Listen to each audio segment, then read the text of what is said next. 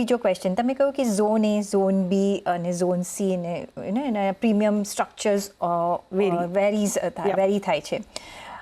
Like પણ જો suppose zone બી કે ઝોન સી વાળાને ઝોન એમાં જવું હોય કે ઝોન સી વાળાને ઝોન બીમાં જવું હોય, હવે કઈ રીતના એ લોકોને ટ્રીટમેન્ટ મળે છે? એના કોઈ રિસ્ટ્રિક્શન્સ છે? એ ઇન્સ્યોરન્સ પોલિસીમાં કવર હોવું જોઈએ? કઈ રીતના આપણે જોવાનું? Pritiben, excellent question. હવે જે નવા પ્રોડક્ટ્સ આવી રહ્યા છે એમાં અગર તમારી રેસિડન્સ ઝોન સીની છે, તમારા આધાર કાર્ડ પર ઝોન સી છે, તમે ઝોન સીમાં બીમાર પડ્યા છો પણ તમને ડૉક્ટર કહે છે કે તમે ઝોન એમાં જઈને તમે ટ્રીટમેન્ટ લો, તમને અહીંયા અમે ટ્રીટ નહીં કરી શકીએ, તો ઝોન સીવાળા જ્યારે ઝોન એમાં ટ્રીટમેન્ટ લેવા જાય છે તો ત્યારે some insurance companies will give the full money as per actuals. Some insurance companies will say તમે ઝોન સીથી ઝોન બીમાં ગયા તો તમને 10% કોપે, તમે ઝોન સીથી ઝોન એમાં ગયા તો તમને 15% કોપે.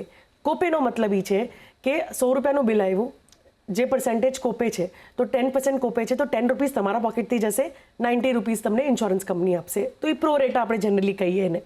તો આપણે આપણી પોલિસી અગર ઓલરેડી લીધેલી છે તો આપણે એ આજે ચેક કરવું જરૂરી છે કે if I take treatment in different zone then how does it work.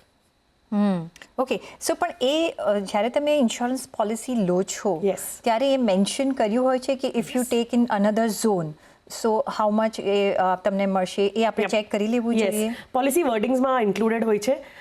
તમે તમારા જે ઇન્સ્યોરન્સ એડવાઇઝર હોય તમે એમને પણ પૂછી શકો છો કે હું ઝોન સીનું, કેમ કે તમારી પોલિસી પર પ્રિન્ટ થઈને આવે છે કે તમે ઝોન સી વાળા છો, લખ્યું હોય જનરલી. તો zone C, so then if you read the policy schedule properly you can ask your insurance advisor કે હું તો ટ્રીટમેન્ટ લેવા, ભલે હું રહું છું નાના ગામમાં પણ હું ટ્રીટમેન્ટ લેવા તો બોમ્બે જ જાઉં છું, અગર એવું કે તો then your advisor has to make sure કે તમને ઝોન એનું જ પ્રીમિયમ આપે પહેલાં જ. જી, અગર તમારે પોલિસીમાં કોપેમેન્ટ છે તો there are some insurance companies who will pay the bill completely.